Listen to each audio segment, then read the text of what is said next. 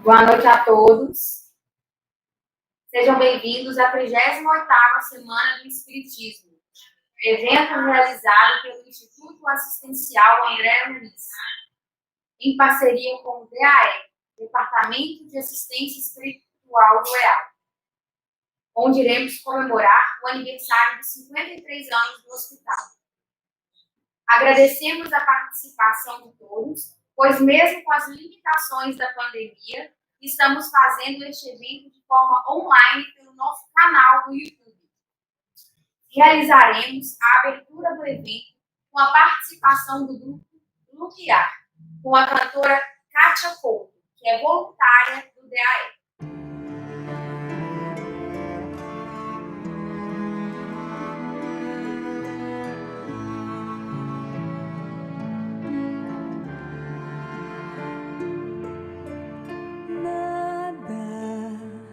Te perturbe, nada te espante,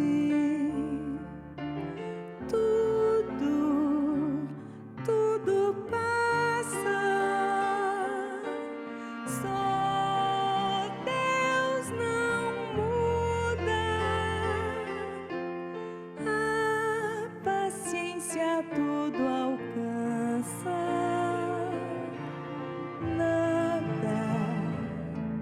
Te falta com Deus no coração,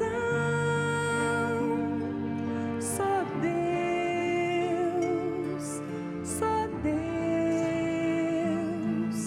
te basta.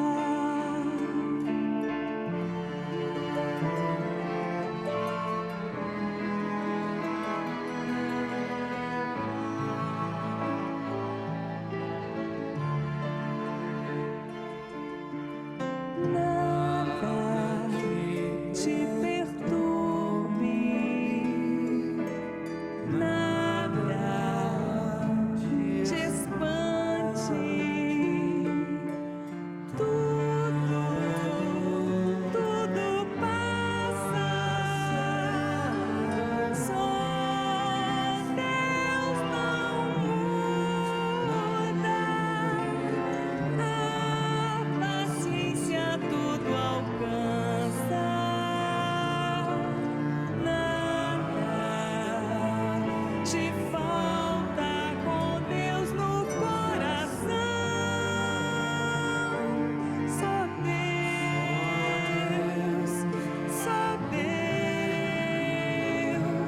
te basta.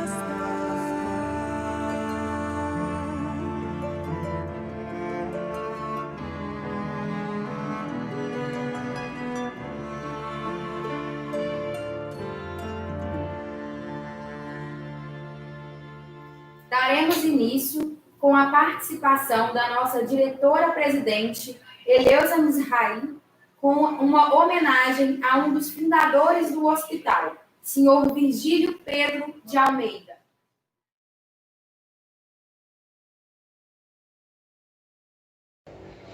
Boa noite a todos. É um prazer poder estar junto com vocês, comemorando o 53º ano de aniversários do Hospital Espírita André Luiz, no dia do Mestre e da Semana Espírita.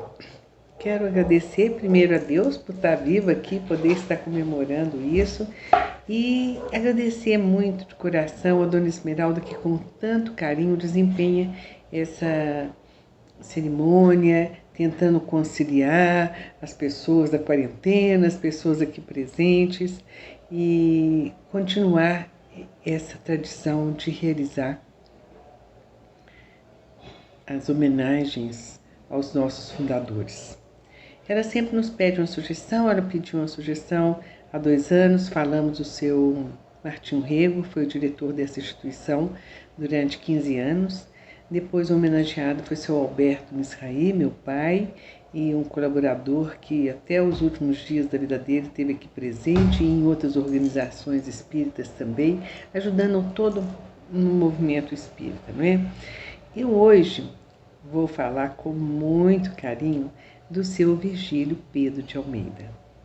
Eu vou dividir o meu depoimento em duas partes. Primeiro eu vou contar um pouco da história do seu Virgílio, o que ele representa ainda no movimento espírita, ele no hospital, com a minha vivência no segundo momento, como funcionária do hospital.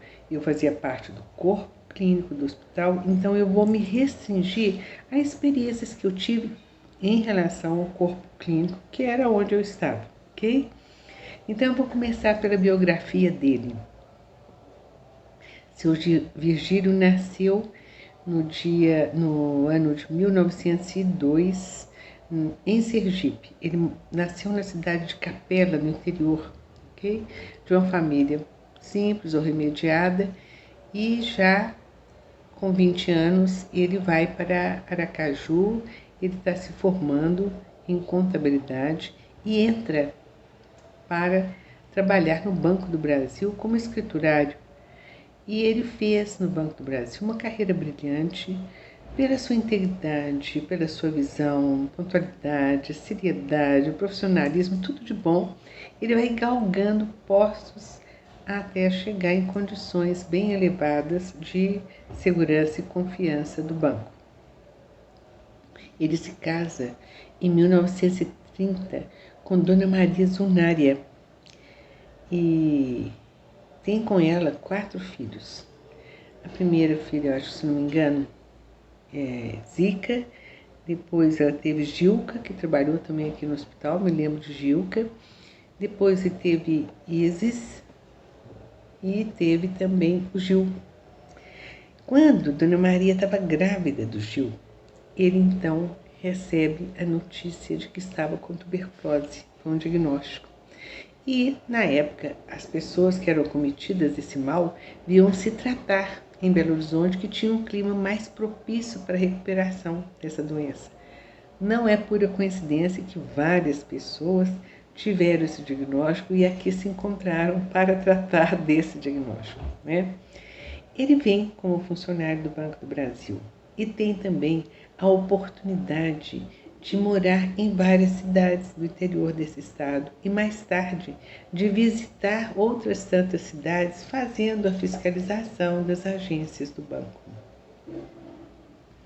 Ele soube aproveitar essa oportunidade de uma forma muito intensa, não só na área profissional, na área social, ajudando as pessoas a fazer um culto do lar, a fundar uma instituição, estimulando para que elas praticassem a doutrina.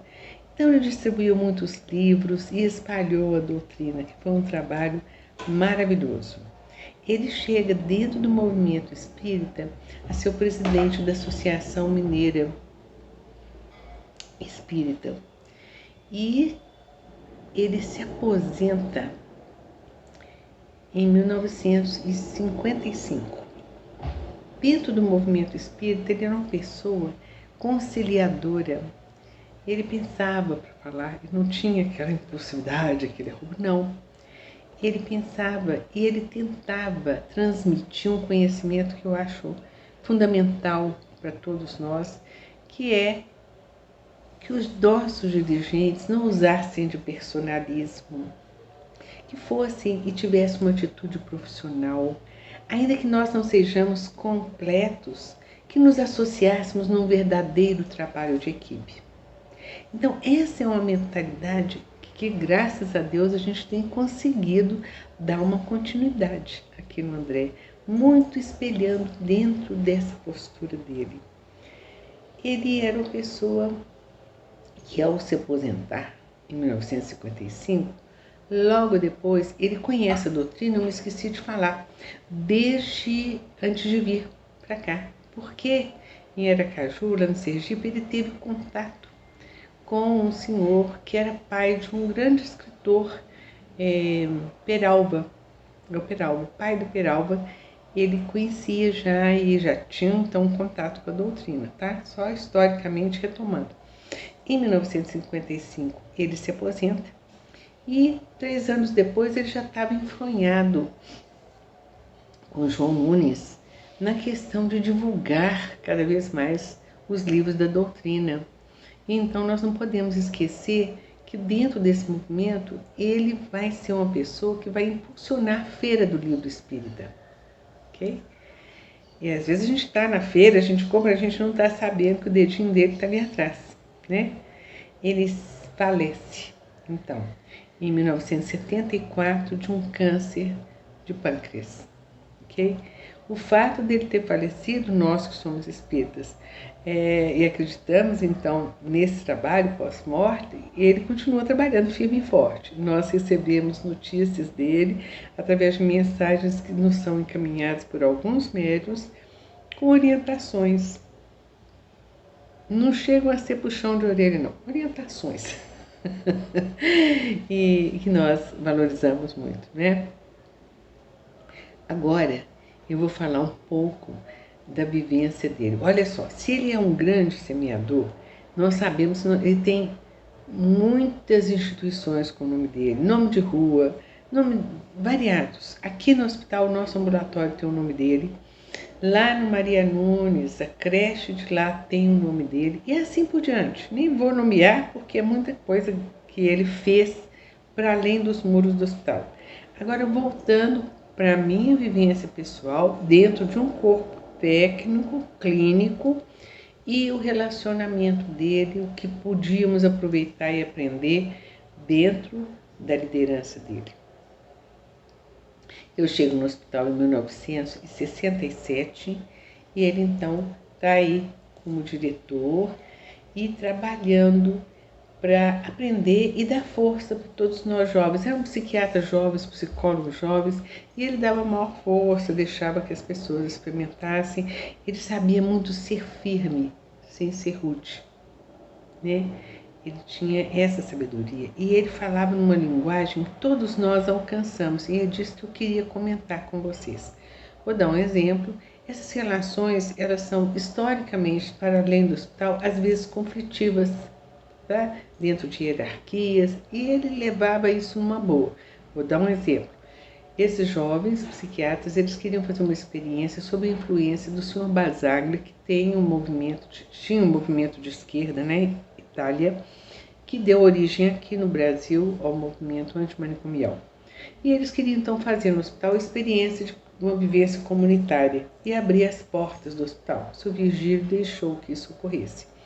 E ocorria o seguinte: os pacientes fugiam, os vizinhos davam grito na polícia, a polícia corria para apanhar os pacientes, trazia os pacientes para cá, chegavam cansados e exaustos para trazer os pacientes para cá.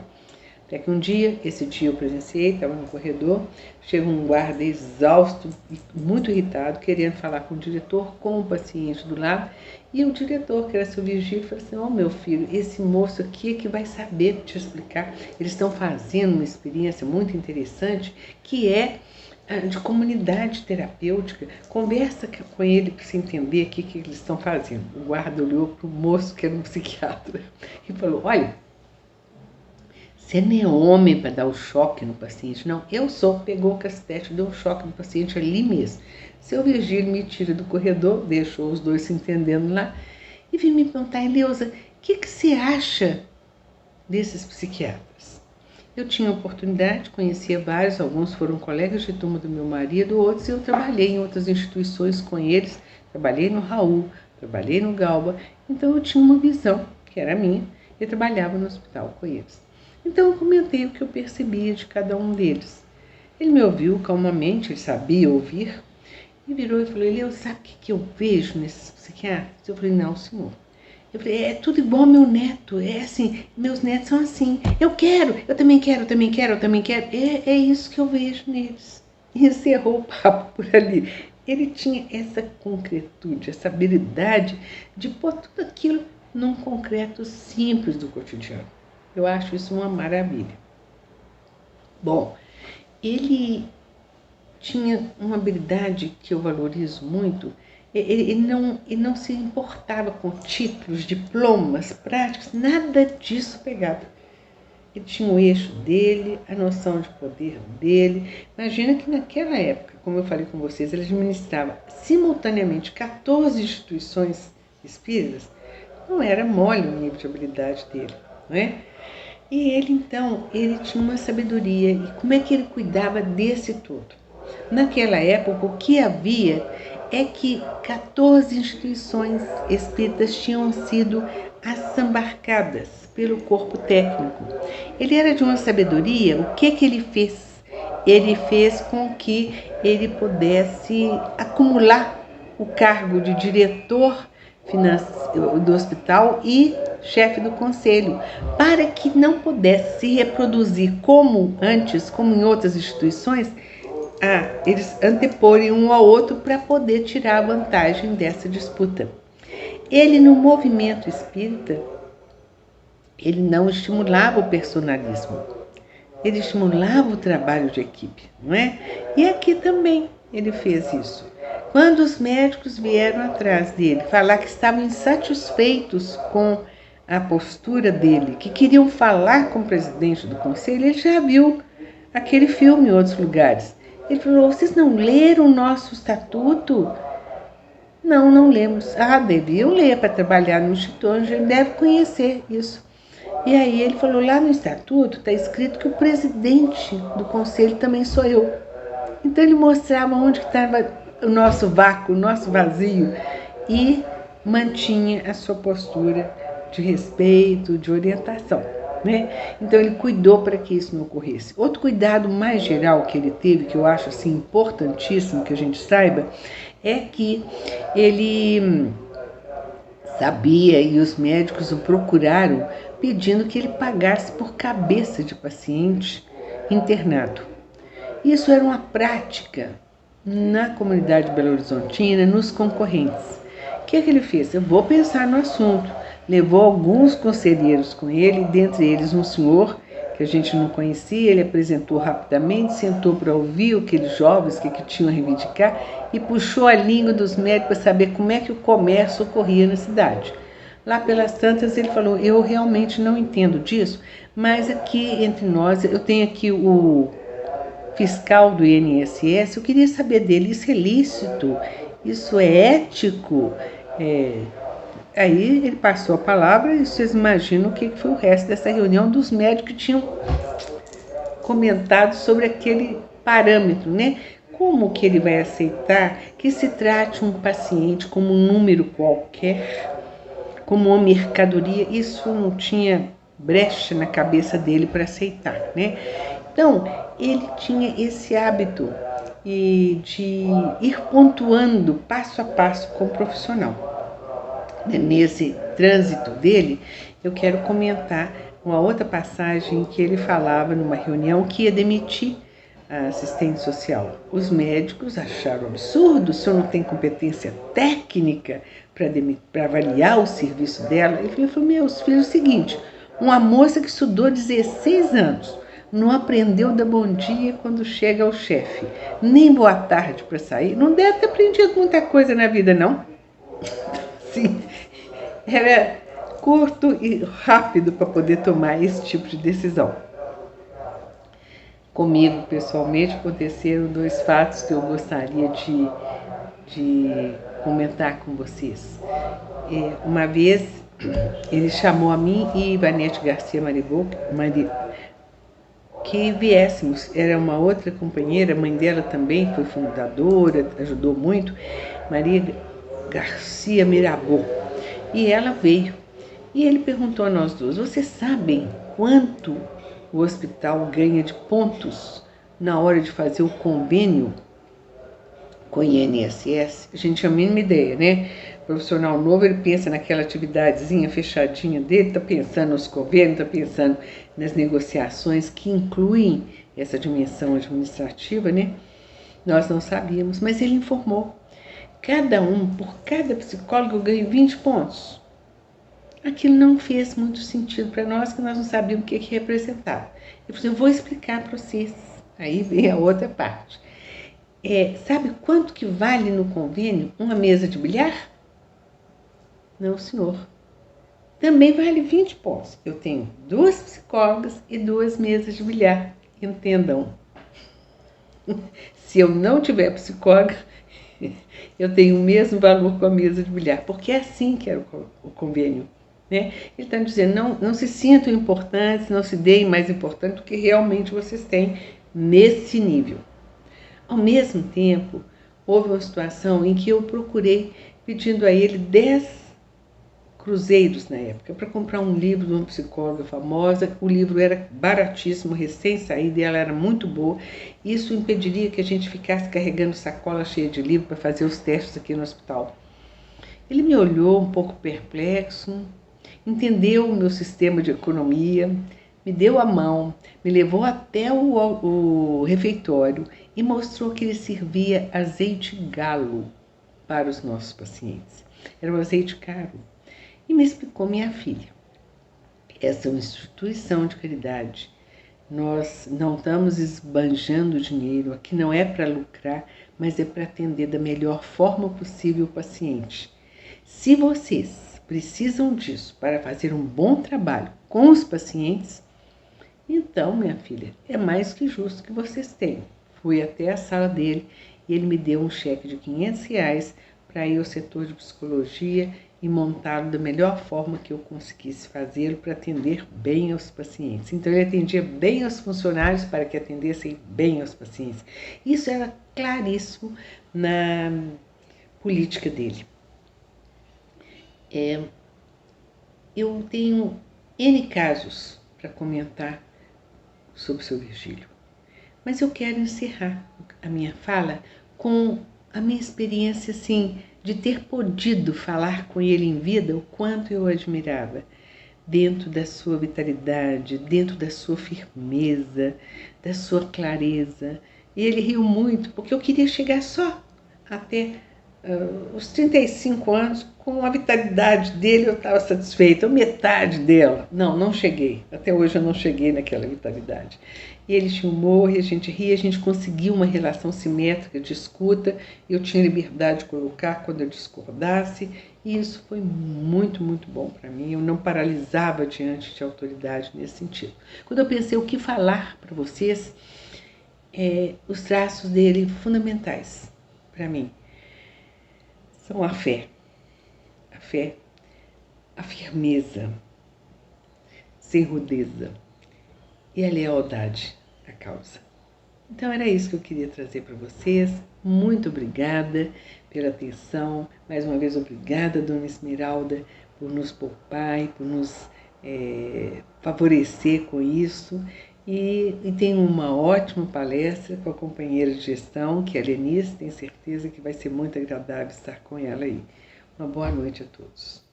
Agradecemos imensamente a participação da senhora Eleusa e agradecemos também ao Cláudio Almeida de Medeiros, que é neto do senhor Virgílio. Agradecemos a toda a família por estar participando conosco.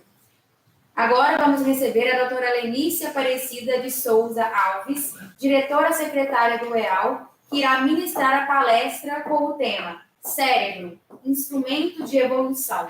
Seja bem-vinda, doutora Lenice. Boa noite a todos. É grande a minha alegria em poder participar desse momento especial, esse momento de festa. Uma festa diferente, uma festa quando os convidados se encontram em casa, mas nós sabemos que estamos juntos. Esse é um momento que nós precisamos guardar nos nossos corações, porque, apesar dos desafios que não são pequenos, nós estamos tentando nos reinventar, buscando alternativas para que a semana de espiritismo e psiquiatria possam ser uma realidade. E nós sabemos que é habitual buscarmos comemorar, celebrar, sempre de uma forma que promova algo a mais.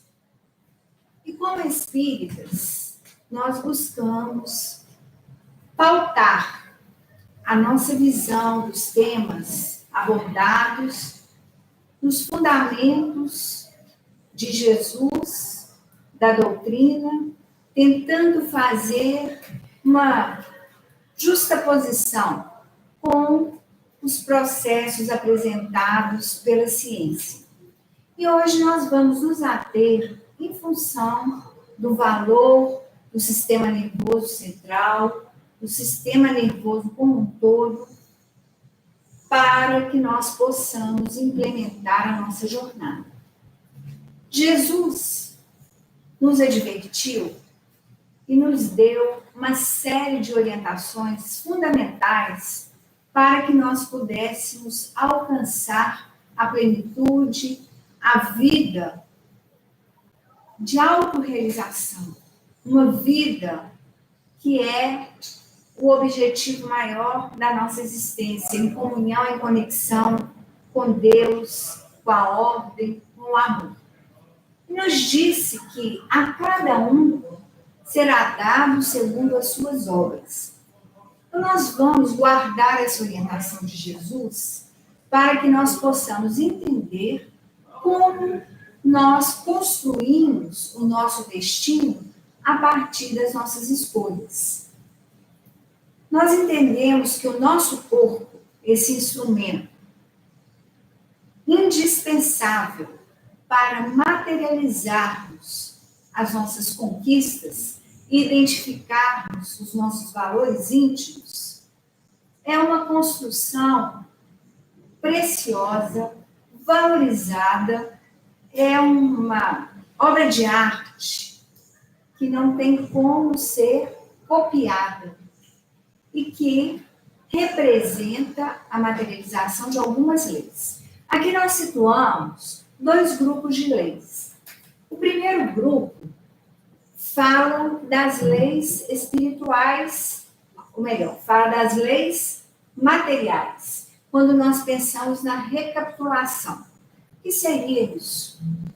Para que haja a construção do nosso corpo físico, nós buscamos, lá atrás, na filogênese, tudo aquilo que nós já vivemos enquanto seres em evolução, para implementarmos a jornada da ontogênese, que é a trajetória do homem.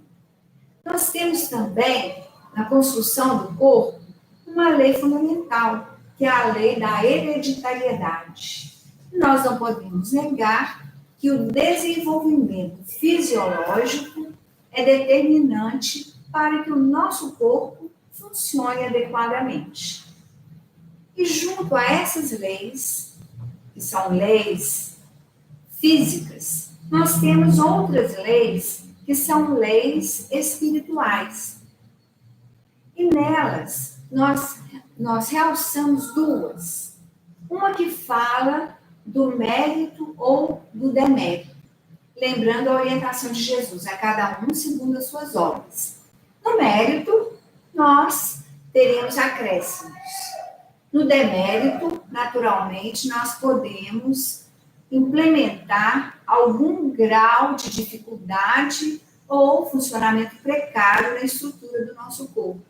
Por quê? Porque existe uma outra lei que esse corpo, de manejo especial, ele está submetido à ação do seu inquilino. Quem é o inquilino?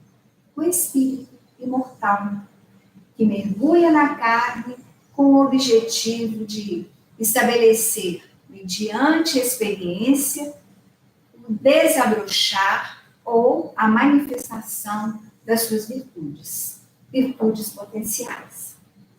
Por isso, o corpo físico representa algo maravilhoso. E nós poderíamos dizer que ele é o universo em miniatura. Se nós pensarmos no universo e situarmos a condição de uma centelha fazendo a sua jornada na direção do plano físico, nós vamos nos tornar inquilinos deste corpo. Só que, mesmo no corpo, para que ele possa atuar de forma efetiva, nós encontramos um órgão que tem um papel preponderante, um papel determinante. Qual o papel? buscamos em André Luiz, no livro No Mundo Maior, no capítulo 4, quando ele aborda o cérebro, a seguinte afirmativa: o cérebro é o órgão sagrado de manifestação da mente em trânsito da animalidade primitiva para a espiritualidade humana. Ou seja, tudo aquilo na lei da recapitulação, todo esse encaminhamento acontece através de um ponto de contato entre o espiritual e o físico, através deste órgão. Então, ele é e precisa ser visto por nós como o ninho que recebe a mente. Em muitos momentos, André Luiz, na sua obra, nos afirma que a mente, ela está ajustada ao campo íntimo do cérebro.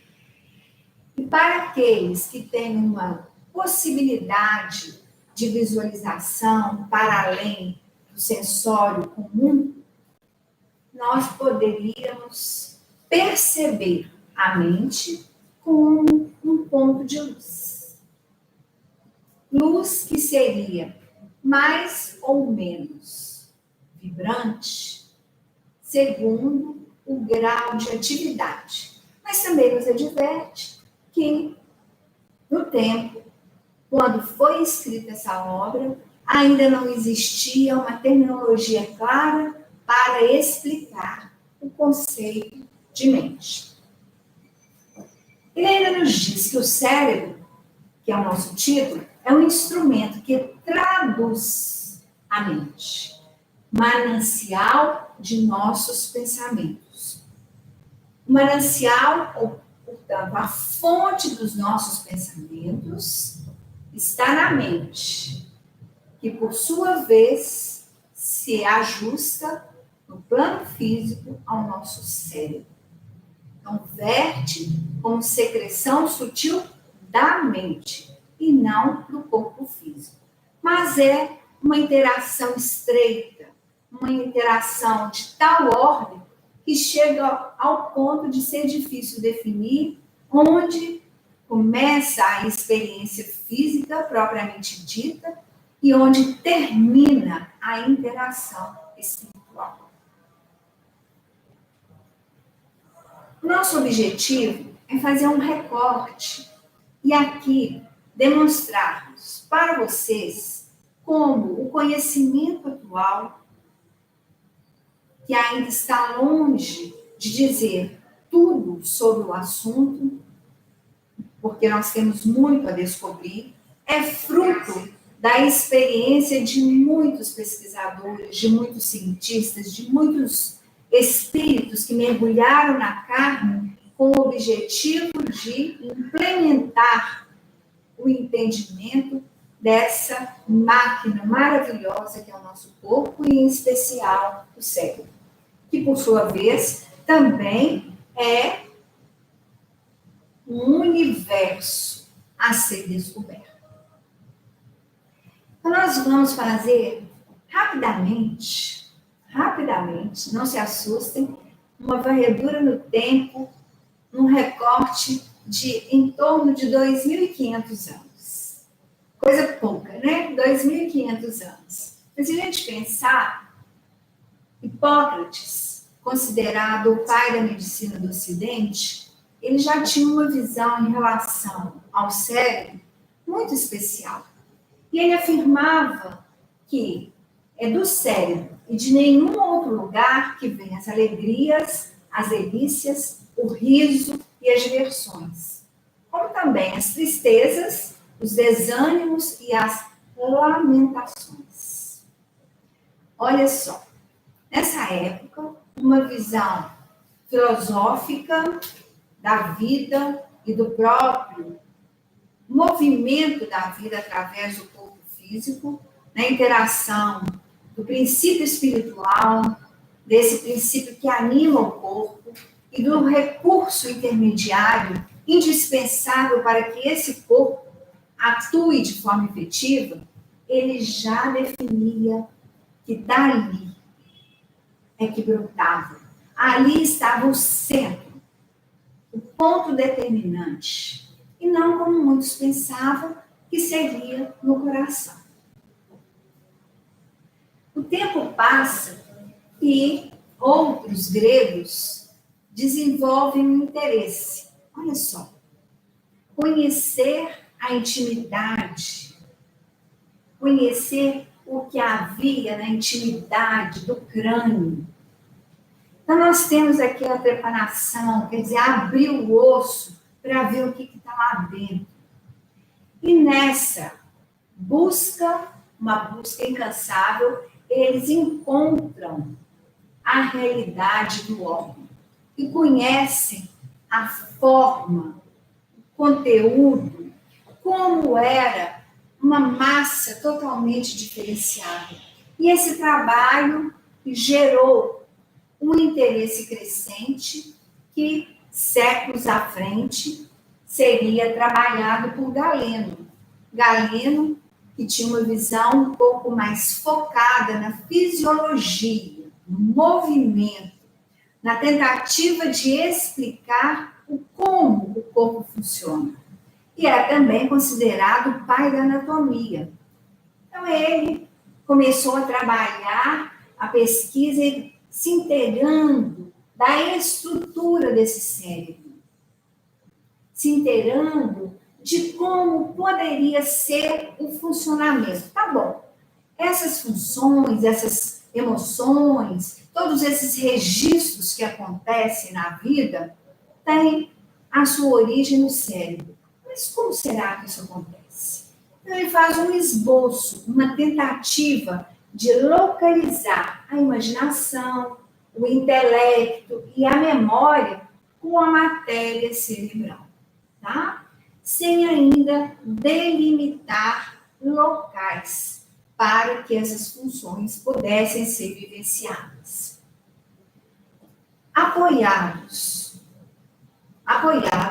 nos estudos desenvolvidos por Galeno, o clero dedicou muita atenção para a sua percepção do cérebro. E nós temos a presença de um bispo de Emesa, que seria na Síria. Emésio, ele desenvolveu uma teoria, a teoria ventricular. Olha que interessante, que ele nos diz. Eles percebiam que na estrutura do cérebro tinha os ventrículos, os espaços que nesse corte aqui não dá para a gente ver muito bem, mas seriam as câmeras, tá? Anterior, mediano e posterior. Então, esses espaços que não eram bem conhecidos, essas câmeras, elas foram consideradas por Nemésio como sendo o ponto de ação dessas funções superiores. Então, vejam bem, o que ele diz?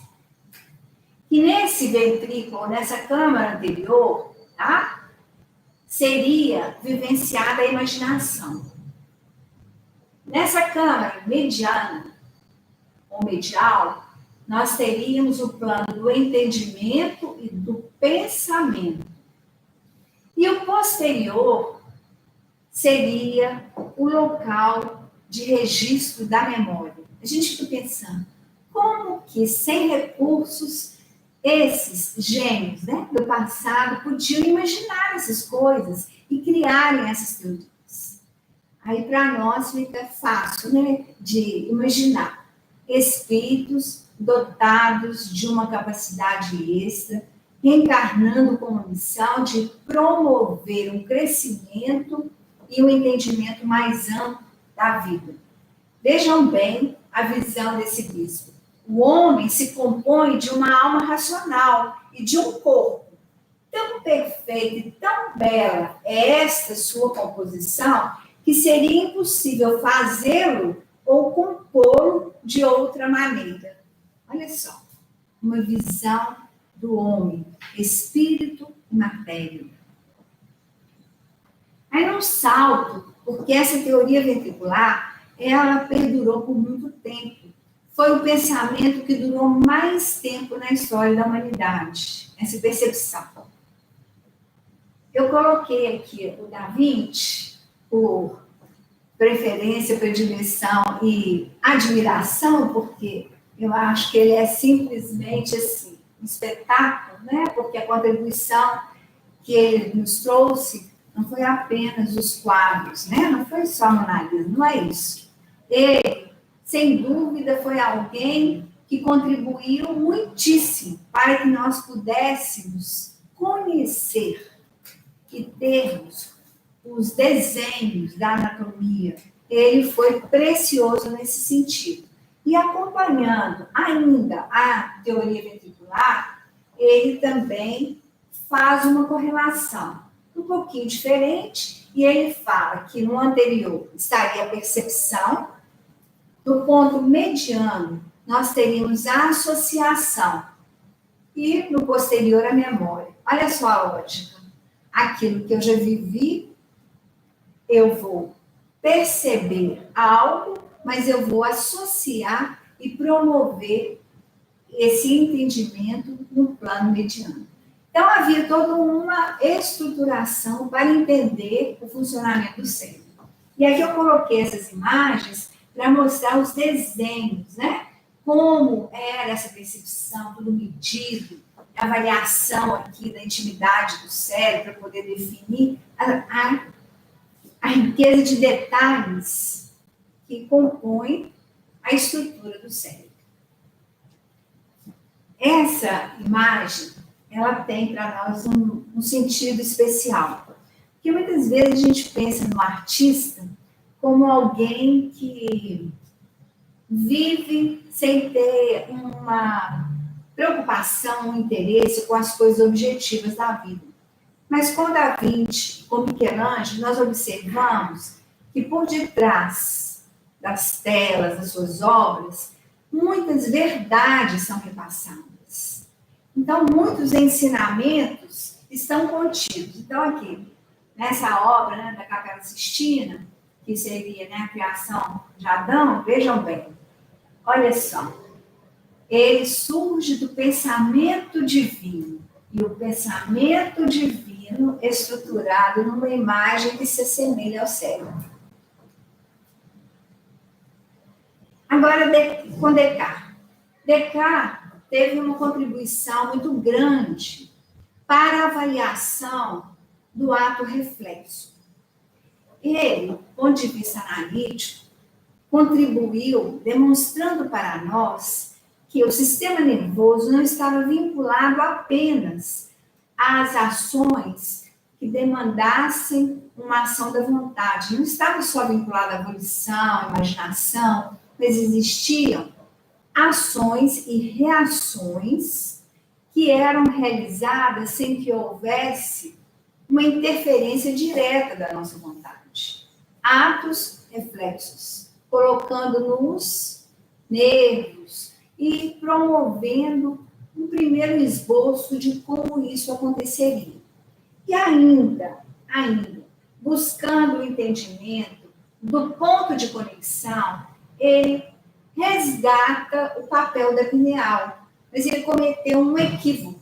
Qual que foi o equívoco dele? Ele situou a pineal no interior do ventrículo, porque essa história dos ventrículos era tão assim, corrente, uma coisa assim, já tida como verdade absoluta, que era como se não tinha como a pineal não estar dentro do ventrículo.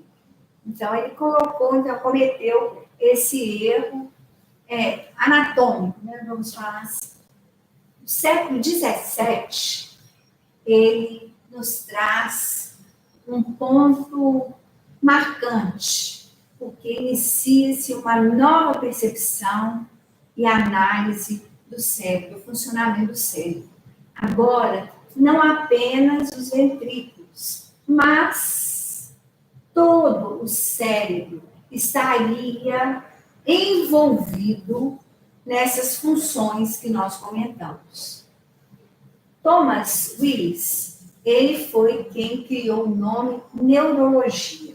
A neurologia do século XVII. E ele apresenta uma versão nova no entendimento de quais as áreas do cérebro estariam relacionadas a determinadas funções. E vejam bem, ele muda tudo. Ele diz que a memória e a volição são controlados pelos giros cerebrais. Isso aqui são os giros, tá? Isso aqui, ó, seriam os giros. Já a percepção estaria no corpo estriado, no porão basal e frontal do cérebro.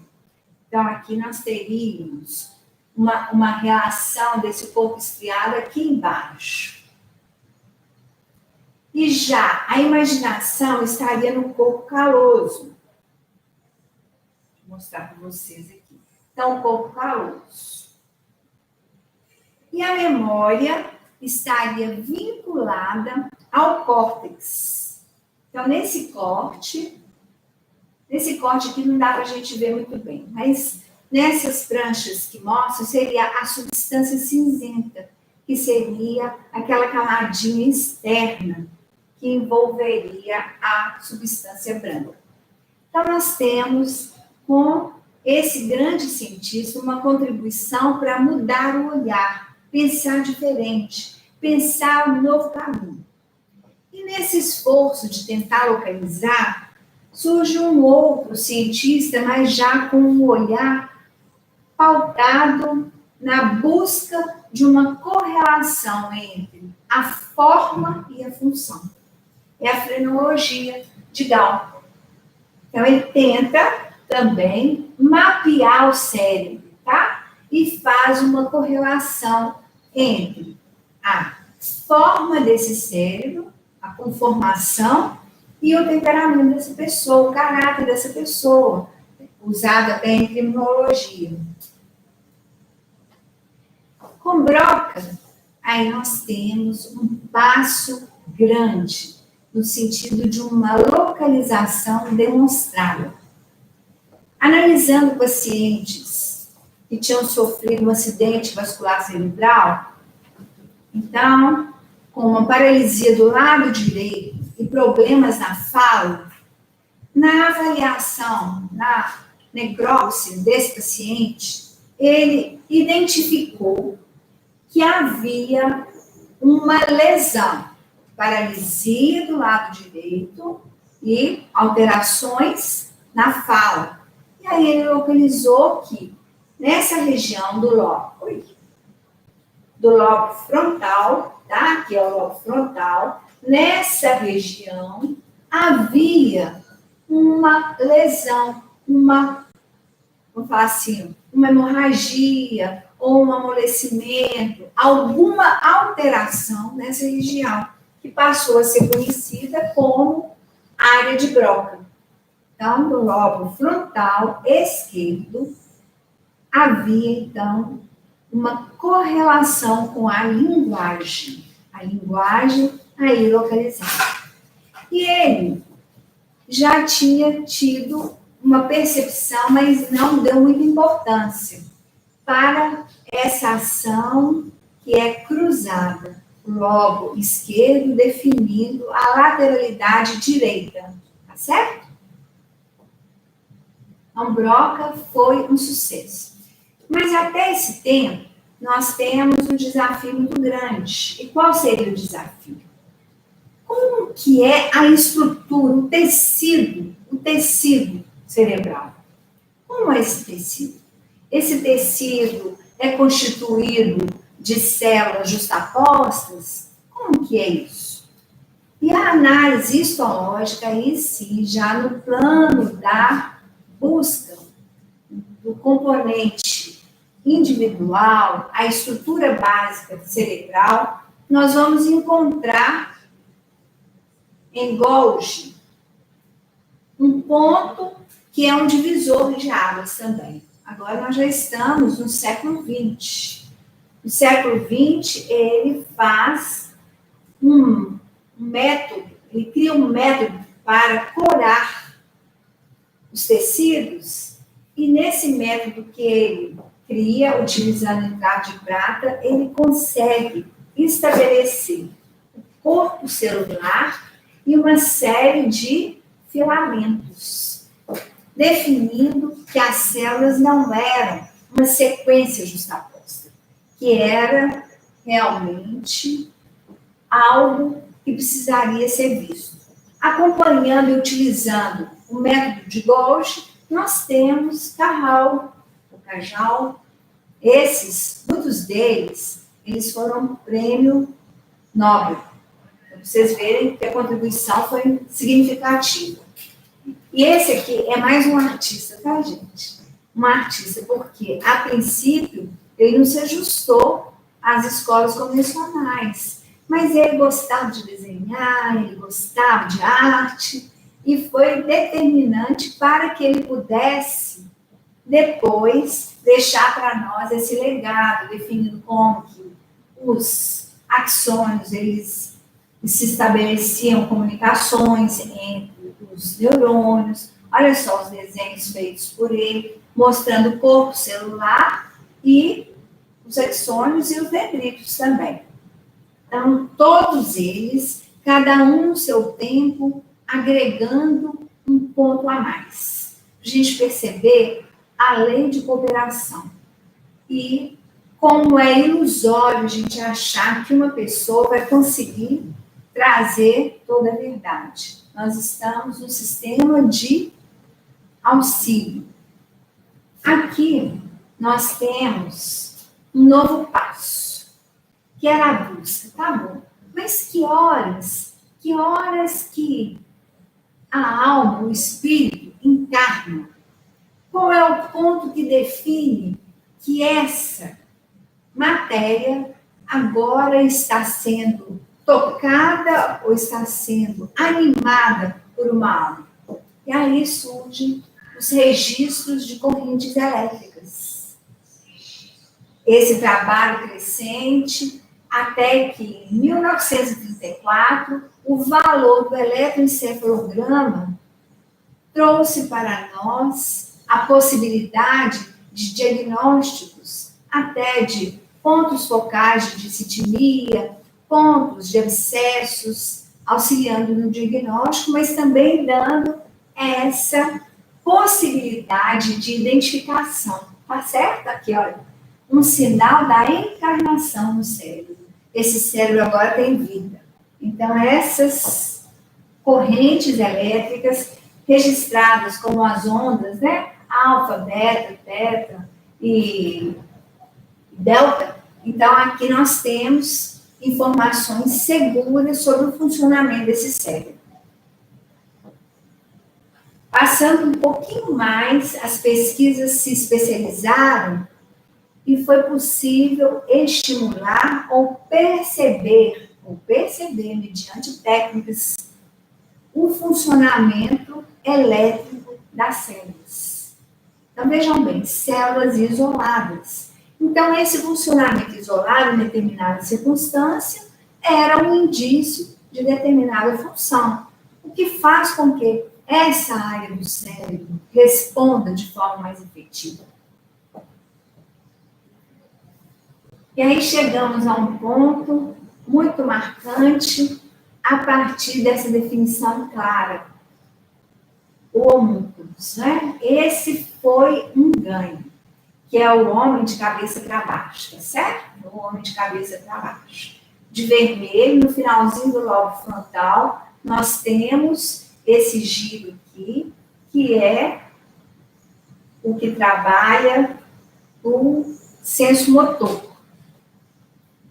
E, logo em seguida, acompanhando, nós temos aquele que trabalha o plano sensorial.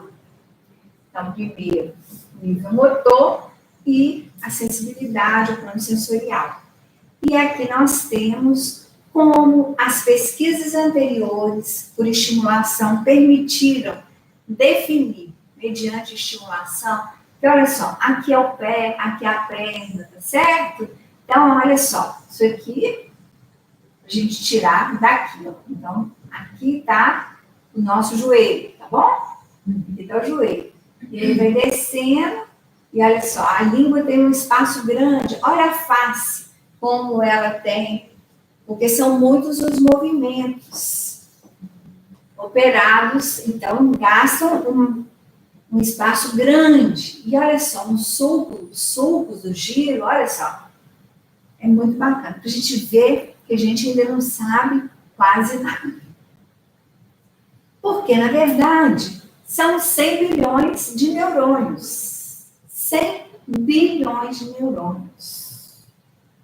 Que estabelecem entre si 1.000 bilhões de conexões.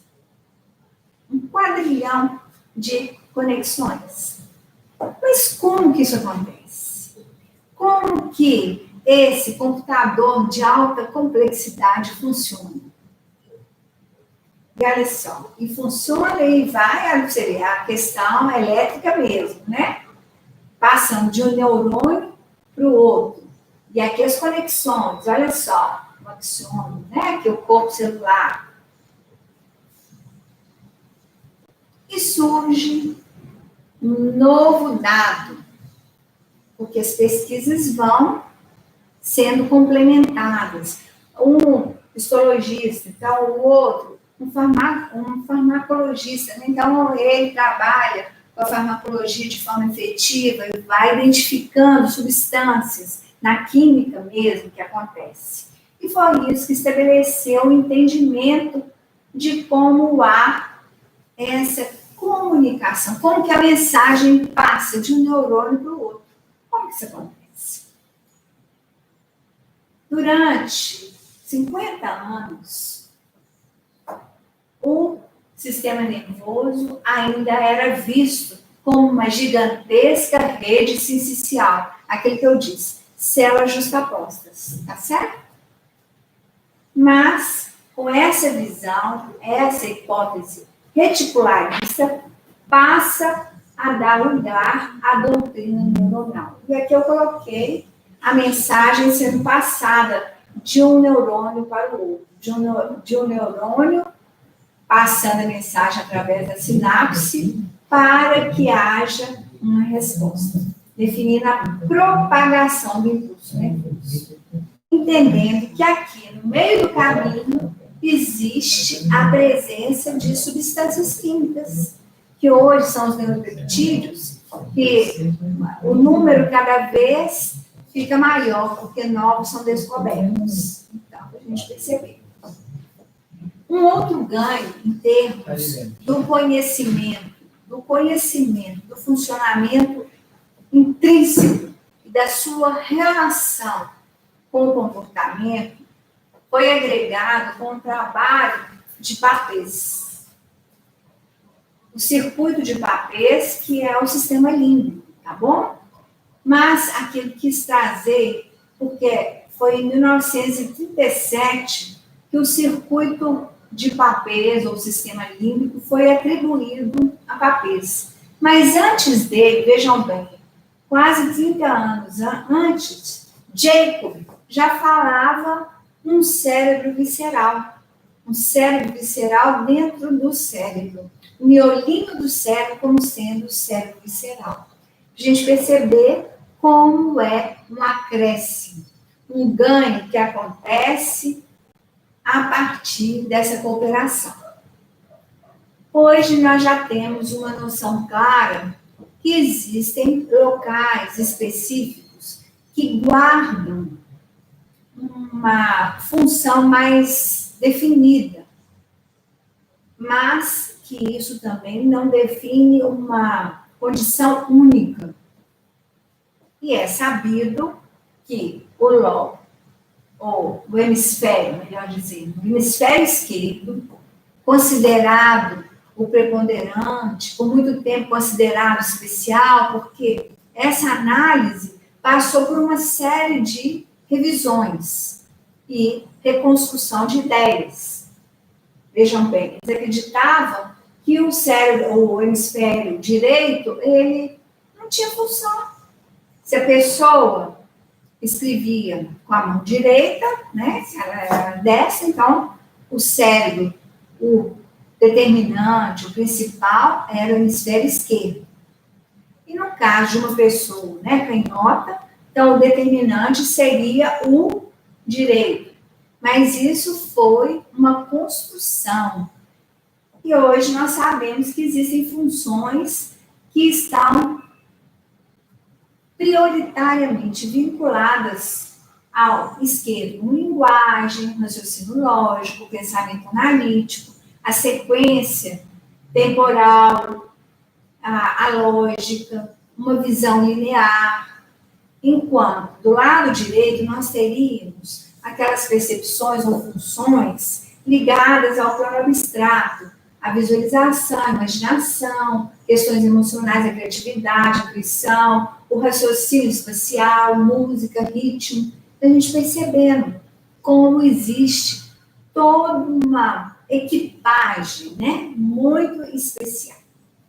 E aí, diante desse rápido apanhado da trajetória, nós chegamos ao ano de 1947.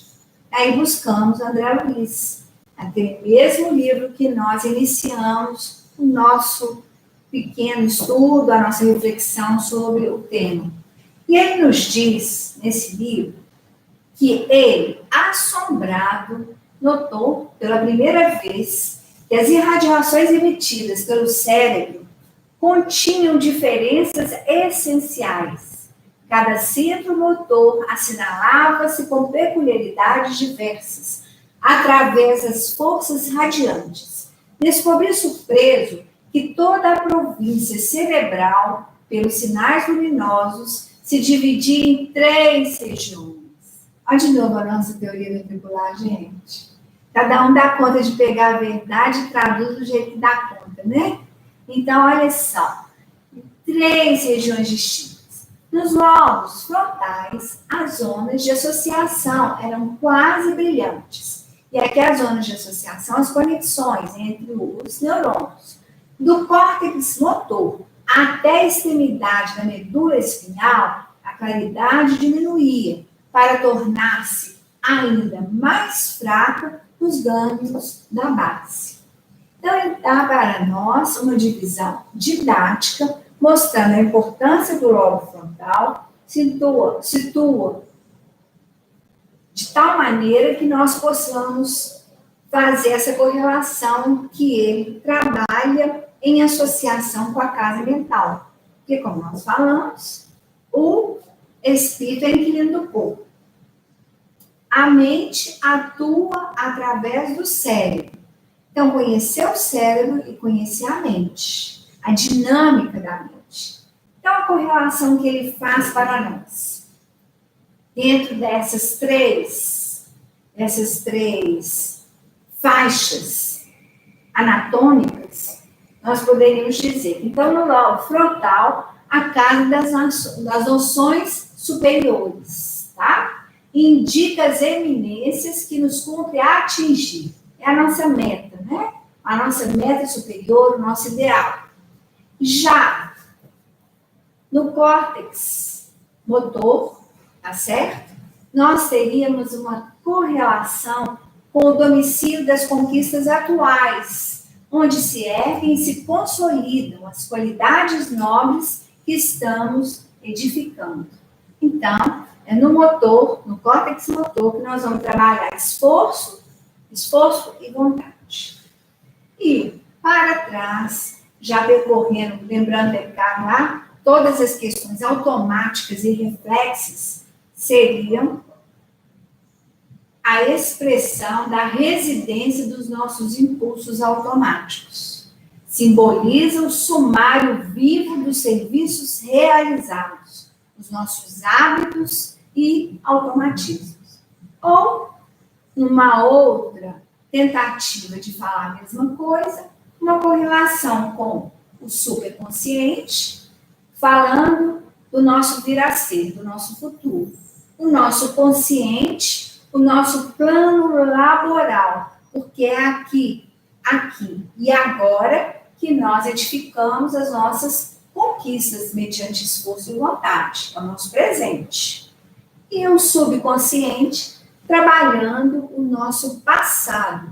O passado, tudo aquilo que nós conquistamos através da nossa trajetória, desde que fomos lançados, né, pelo pensamento divino na experiência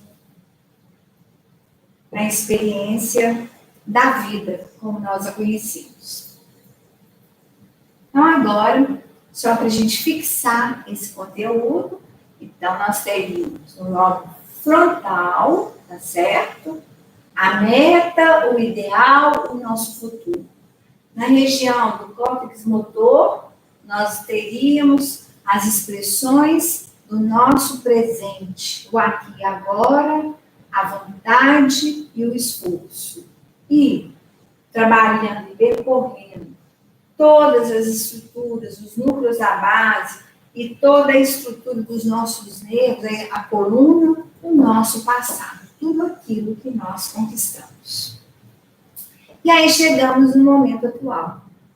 O momento atual, ele é fenomenal.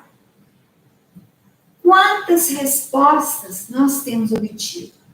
Quantas novidades a cada dia? E precisando rever posturas. Então, a tecnologia tem sido uma ferramenta fabulosa, com as suas várias faixas de ação. E cada fragmento, cada vertente do conhecimento contribuindo para uma visão mais ampla, mais segura do funcionamento do cérebro. Então, o lobo frontal, que era visto como nosso futuro, hoje nós já sabemos muito sobre ele, mas muito ainda temos a saber. O que nós já sabemos? O que a neurociência trouxe para nós? Que nessa região, os comportamentos voluntários, como tomar decisão, planejar, resolver problemas e pensar, o controle motor voluntário, a cognição, a inteligência, processamento da linguagem, compreensão e muitas outras funções, começa lá no sistema límbico, mas tem conexões com o lobo frontal. Então, se é um lobo frontal trabalhado a partir de uma busca, uma meta positiva, um ideal superior, isso tudo vai favorecer e qualificar todas essas funções aqui descritas. O que a neurociência trouxe para nós? A neuroplasticidade. A gente achava que lesou determinada área do cérebro, acabou. Nós hoje sabemos que não é bem assim. Existem vários caminhos. Alguns axônios eles podem ser recuperados. Então, novas conexões podem ser criadas. Vejam bem, nós falamos 1.000 bilhões de conexões. Então, o caminho que era feito no sentido, ele pode ser desviado e aquela função pode ser preservada. Então, a neuroplasticidade é uma bênção, né? É um presente de Deus para nós.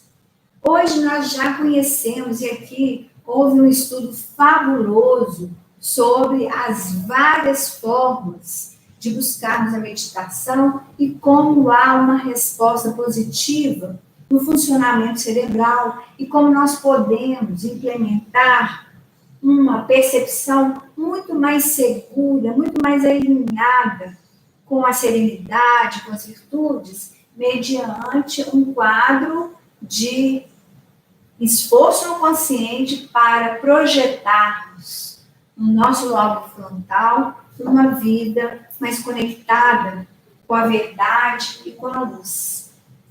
E um aspecto fabuloso, que é em termos do conhecimento da fisiopatologia. Porque antes, como nós vimos no passado, quais eram as conclusões possíveis?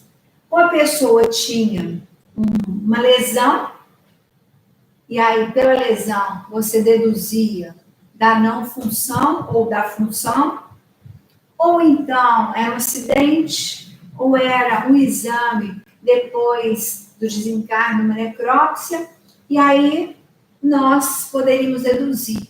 Mas agora, com todos os recursos, especialmente com a tecnologia de imagem e uma imagem qualificada por uma série de técnicas especiais, nós podemos conhecer a situação do cérebro com a pessoa viva, encarnada, com a vida ativa. Então, aqui eu trouxe 2 exemplos. Um exemplo de uma pessoa que tem um cérebro normal e uma que tem uma condição, um transtorno mental grave, que é um psicopata, tá? Então, olha só as alterações. Olha o lobo frontal, como é que está aqui, olha. A diferença do lobo frontal do psicopata. Então, a gente percebe. Olha aqui para a gente poder ver. As conexões internas aqui do sistema límbico, como é que estão? Tá bem? Completamente comprometidas. Então, esse tipo de abordagem é o que o futuro nos aguarda para nos dar um diagnóstico muito mais claro do que está acontecendo nesse órgão. Como eu disse, muito difícil definir até que ponto a influência é espiritual e até que ponto que a questão é do corpo físico com dificuldades. Nós começamos a falar cada um segundo as suas obras. Nós vamos ter o corpo que a gente precisa dentro dessa construção. E aqui do outro lado, um outro quadro que é de uma doença de Alzheimer. Aqui o cérebro normal, as conexões cerebrais, e aqui como elas são perdidas. Olha só como houve um afilamento do córtex. Aqui dá pra gente ver, tá, gente? O córtex, eu tinha dito, né? A substância cinzenta, aqui é a substância branca, tá? E os ventrículos. Aí eu não contei para vocês, deixei passar, mas eu vou contar. Fala dos ventrículos aqui. O que o Da Vinci fez? Que é cada uma, né? Como que eles contribuem. Todo mundo falava de ventrículo, mas ninguém sabia direito como que era o ventrículo. Ninguém sabia como que era o ventrículo. Ele, na mente genial dele, o que ele imaginou? Ele fez um molde de cera a partir de um boi. Então, a partir desse molde de cera no boi, é que nós podemos ter essa visão clara de como são os ventrículos, tá certo? Porque antes, na necrópsia, colabava tudo, não sabia como que era em funcionamento. Então, aqui nós temos a questão do Alzheimer, como essa atrofia do córtex e o aumento dos ventrículos, olha só. Atrofia do hipocampo, olha só. Tá? Tem tudo a ver com o campo das nossas emoções, o comportamento, que fica altamente comprometido. Então, o que esse slide nos sugere? Que o que houve no tempo, que foi a separação de neurologia e psiquiatria, Neurologia aborda questões orgânicas e a psiquiatria aborda questões mentais. Diante desse quadro, nós observamos que os padrões mentais acabam definindo uma alteração orgânica. E vejam bem, uma doença abordada pela neurologia, ela também apresenta alterações mentais. Então, nós estamos chegando para o momento que nós precisamos de novo unir as mãos na busca de respostas que possam qualificar cada vez mais a nossa possibilidade de auxiliar aqueles que passam por dificuldades de ordem orgânica ou mental, porque certamente um reflexo vai existir. E diante dessas colocações, só nos resta agradecer a oportunidade de estarmos aqui nesse dia de festa, que é diferente, contando com a presença dos amigos espirituais, mas agradecer a essa instituição que é para nós um grande laboratório. É uma gratidão que nós temos, a equipe espiritual, e uma gratidão que nós temos por todos aqueles que trabalham e permitem que essa obra permaneça firme, dedicada ao seu ideal por 53 anos. E que nós possamos, aí certamente, do plano espiritual, comemorar o centenário dessa casa. Muito obrigada a todos, viu, gente? Obrigada, doutora Lenice, por essa palestra tão esclarecedora e necessária, né? Muito obrigada. Agora nós iremos transmitir uma prece realizada pela Juscelma Maria Coelho, que é presidente do Conselho do UEAL. Uma homenagem ao querido senhor Virgílio me traz vibrações muito gratas ao coração. Eu o conheci exatamente no Hospital André Luiz. Aliás, foi a única vez que eu falei com ele. Foi no Hospital André Luiz. E nunca imaginava que um dia eu faria parte do grupo de voluntários deste hospital. Seu Virgílio, plantador de casas espíritas, plantador de grupos mediúnicos sérios, estudioso, compreensivo, caridoso. É alguém que foi referência para mim no meu começo de aprendizado na doutrina e continua sendo até hoje a referência de paciência, de tolerância, de amizade, de compromisso. Estamos, assim, agradecendo a Deus pela oportunidade de estarmos aqui, por termos ouvido a nossa querida Lenice, doutora Lenice, com todo o seu estudo minucioso a respeito da oportunidade da evolução, tendo o cérebro como instrumento da mesma.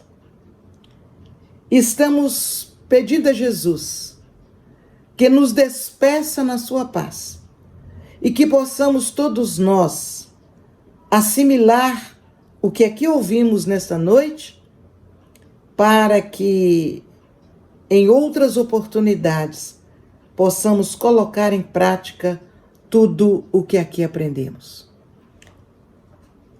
Ao Hospital Espírita André Luiz, nos seus 53 anos de existência e de atividade, a nossa gratidão por tudo o que ele fez e faz por muitas mentes em desarmonia, por muitos corações aflitos, por muitas pessoas que sofrem.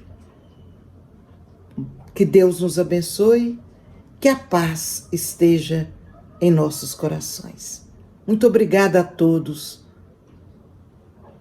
Um grande abraço para todos nós. Obrigada, senhora Juscelma, pela participação. Então, nos preparando para o nosso encerramento, vamos ter novamente a participação do Grupo Lumiar, cantando o hino do hospital em uma homenagem dos voluntários para o EAL.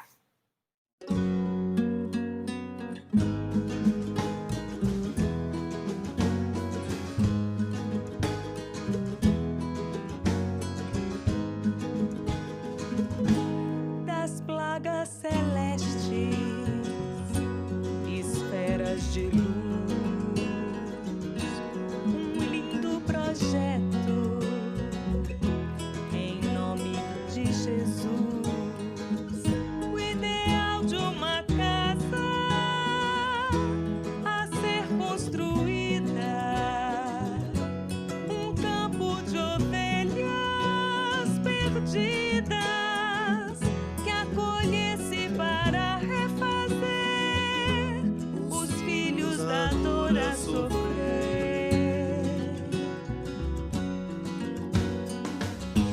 Pelo alto escolhido, momento bendito para o projeto de amor ser então transmitido.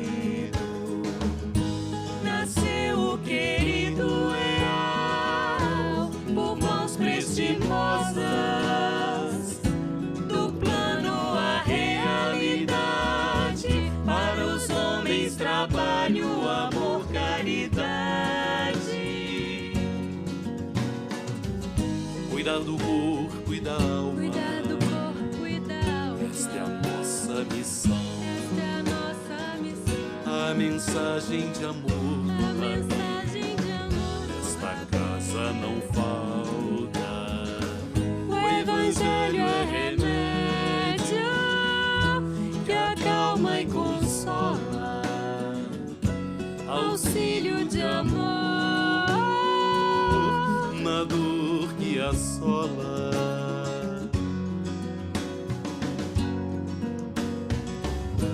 Lição inesquecível, o tempo ensina, renovar com harmonia, renascer novos passos.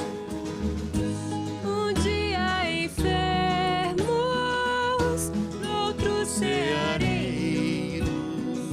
somos todos obreiros nas alas de uma oficina.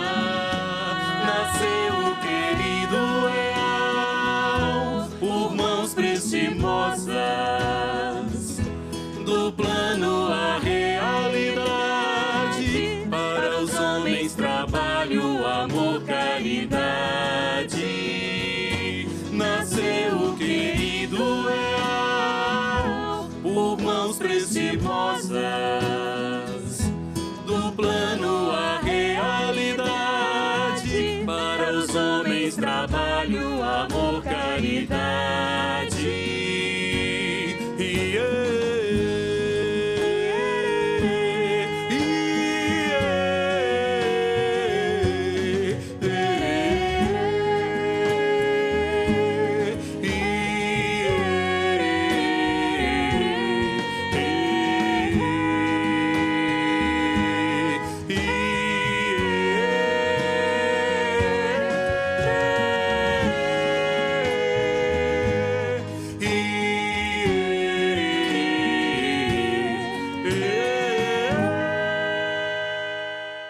Então, agradecemos imensamente a participação de todos nessa noite tão especial. E lembramos que amanhã, dia 16 de outubro, sexta-feira, às 19 horas, temos mais um encontro. Desta vez com o Dr. Roberto Lúcio, realizando uma palestra sobre saúde mental e espiritualidade. E também a atração musical com o Clélio Maia. Uma boa noite a todos e até amanhã.